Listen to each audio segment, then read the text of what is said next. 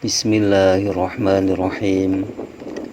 Wa an Abi Hurairah radhiyallahu anhu qala Rasulullah sallallahu alaihi wasallam at-tasbihu lirijali wa tasfiqu lin-nisa'i muttafaqun alaihi.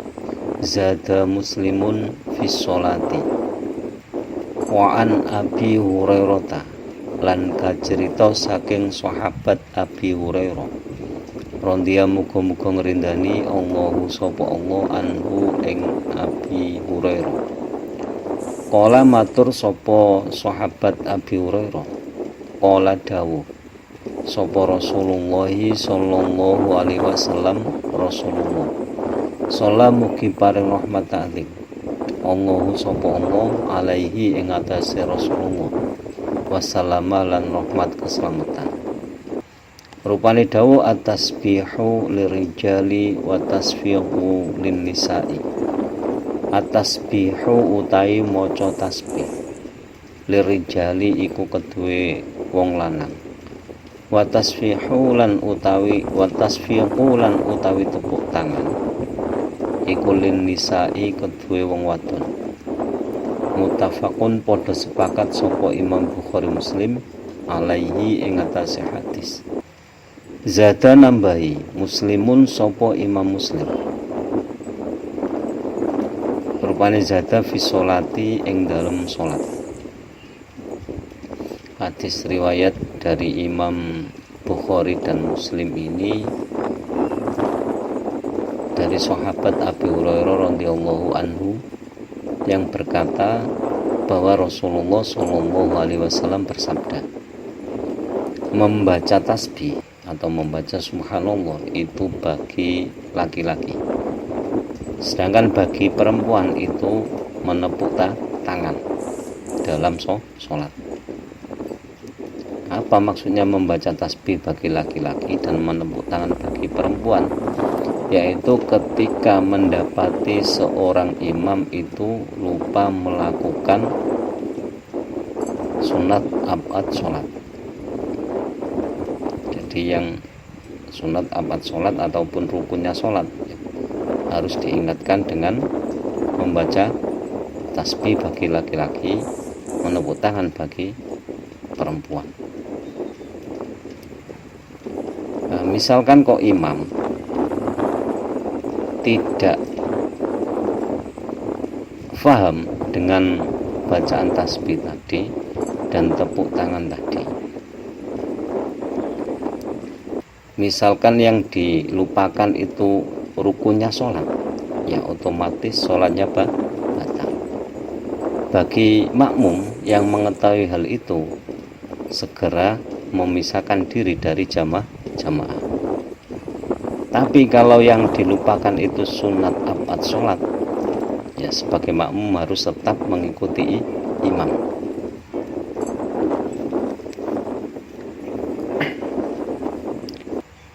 Nah, menepuk tangan itu bukan telapak tangan kanan dengan telapak tangan kiri bertemu, bukan.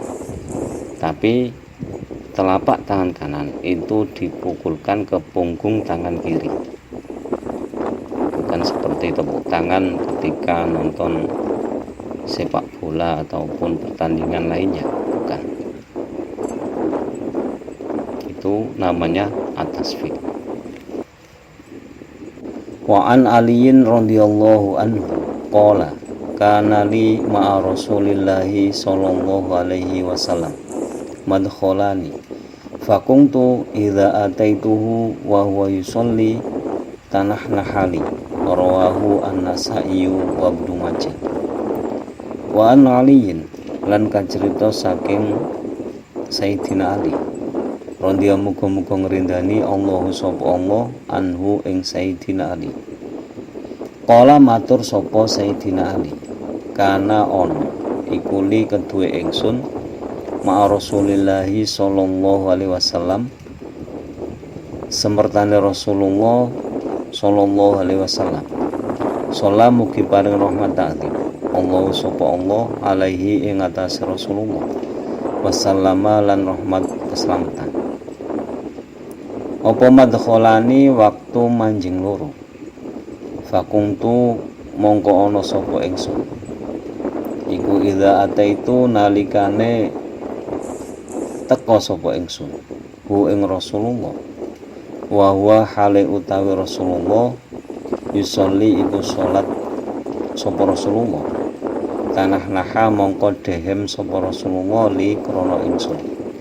Rawang riwayatake hu ing hadis An-Nasai sapa Imam Nasai wa Ibnu Majah lan Imam Ibnu Majah.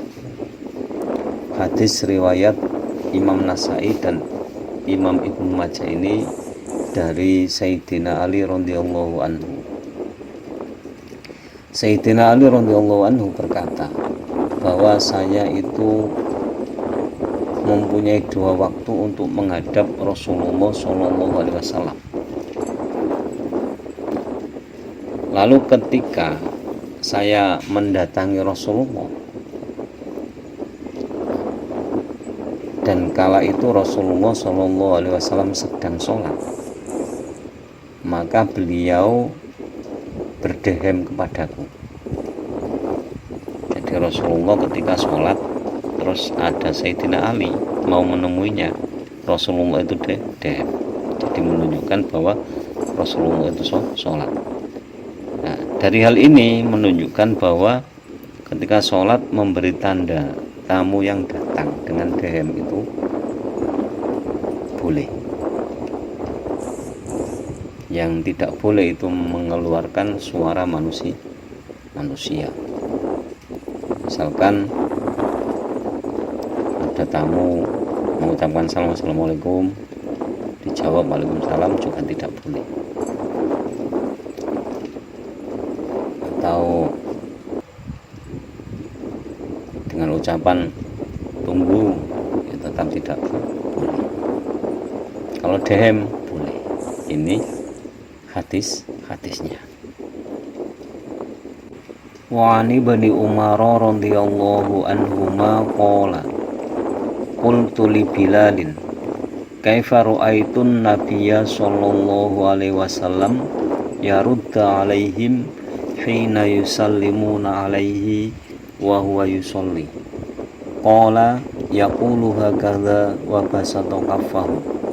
Akhrajahu Abu Dawud wa Tirmidzi wa shahahahu. Wa Ibnu Umar lan kacerita saking sahabat Ibnu Umar radhiyallahu muga-muga ngrindani Allah sapa Allah anhuma ing Ibnu lan Umar. Kala matur sapa sahabat Ibnu Umar, qultu takon sapa ingsun li Bilalin maring Bilal, kaifa ra'aitu, kaifa hale kaya apa ra'aitu ra'aita warusira.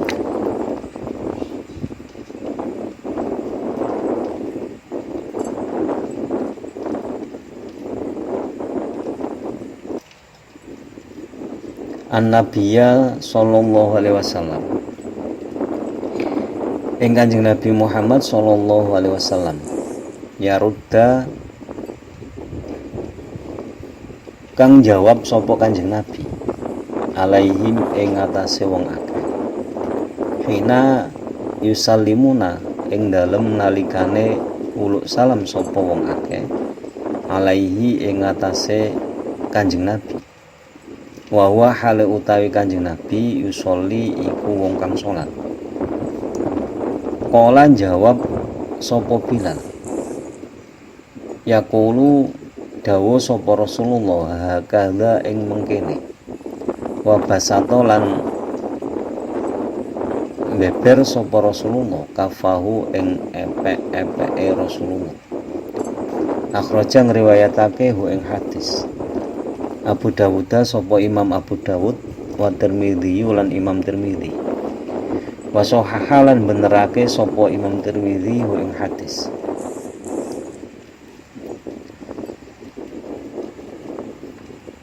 Hadis dari Ibnu Umar ini menceritakan tentang Ibnu Umar yang bertanya kepada Bilal. Isi pertanyaannya yaitu, bagaimana kamu mengetahui Rasulullah menjawab salam kepada orang-orang yang mengucapkan salam kepadanya ketika itu Rasulullah sholat? Jadi bagaimana ketika Rasulullah sholat menjawab salam orang-orang yang mengucapkan salam kepadanya. Kemudian Bilal menjawab. Rasulullah bersabda seperti ini dan membentangkan telapak tangannya sebagai tanda menjawab salam. Hadis ini diriwayatkan oleh Imam Abu Dawud dan Imam Tirmidzi dan disahihkan oleh Imam Tirmidzi. Jadi bagi orang yang sholat menjawab salam itu dengan isyarat telapak tangan. Jadi telapak tangannya itu dibuka, dibentangkan. Itu isyarat menjawab salam. Wa an Abi Qatadah radhiyallahu anhu qala kana Rasulullah sallallahu alaihi wasallam yusolli wa huwa hamilun Umamata binti Zainab fa idza sajada wada'aha wa idza qama hamalaha muttafaqun alaih wa li muslimin wa huwa ya ummun nasa fil masjidi. Wa an Abi Qatadah lan kacerita saking sahabat Abi Qatadah radhiya muga-muga ngrindani Allah sapa Allah anhu ing Abi Qatadah. Kala matur sapa sahabat Abi Qatadah, kana ono sapa Rasulullah sallallahu alaihi wasallam, Rasulullah sallallahu alaihi wasallam salamat muga paring rahmat takzim Allah sapa Allah alaihi ing atase Rasulullah wassalama lan rahmat keselamatan. Yusolli iku salat sapa Rasulullah wa hale utawi Rasulullah hamilun iku gendong sapa Rasulullah Umamata binti Zainab ing Umamah binti Zainab. Fa idza sajada mongko nalikalane sujud sapa Rasulullah wa doa mongko ndele sapa Rasulullah ing Umamah binti Zainab. Wa idza qoma lan nalikane jumeneng sapa Rasulullah hamala mongko gendong sapa Rasulullah ing Umamah. Muttafaqun padha sepakat sapa Imam Bukhari Muslim alaihi ing atase hadis. Wali muslimin lan iku kedue Imam Muslim apa wa huwa ya ummun nasa fil masjidi. Wa huwa hale utawi Rasulullah ya ummu iku ngimami sapa Rasulullah annasa ing sahabat fil masjidi ing dalam masjid. Hadis riwayat dari Imam Bukhari Muslim lagi, yaitu dari sahabat Abi Qatadah radhiyallahu anhu yang berkata bahwa Rasulullah sallallahu alaihi wasallam ketika sholat itu menggendong cucunya, yaitu Umamah binti Zainab. Jadi Umamah ini cucu Rasulullah dari Sayyidah Zainab. Sayyidah Zainab itu putri Rasulullah. Berarti Umamah itu cucunya. Jadi Nabi ketika sholat itu menggendong cucunya. Sholat sambil menggendong cucu. Nah, ketika Rasulullah sujud, Sayyidah Umamah ini diletakkan di sebelahnya, kemudian sujud. Nah, ketika akan berdiri dari sujud, digendong lagi.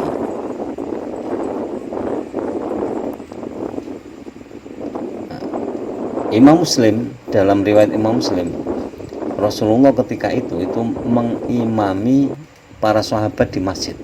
Jadi posisi sholat seperti itu ketika mengimami sahabat di masjid. Jadi ini menunjukkan bahwa sholat sambil menggendong anak itu boleh. Yang penting gerakannya itu jangan sampai tiga kali.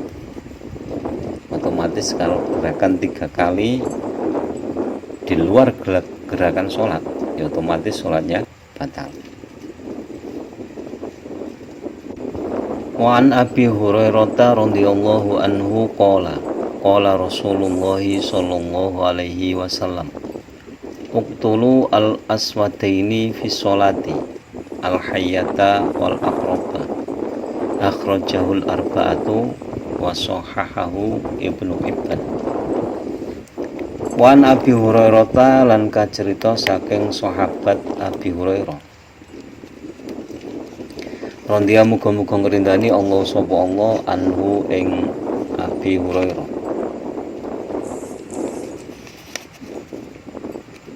Qala matur sapa Abi Hurairah. Qala dawuh sapa Rasulullah sallallahu alaihi wasallam, Rasulullah sallallahu alaihi wasallam.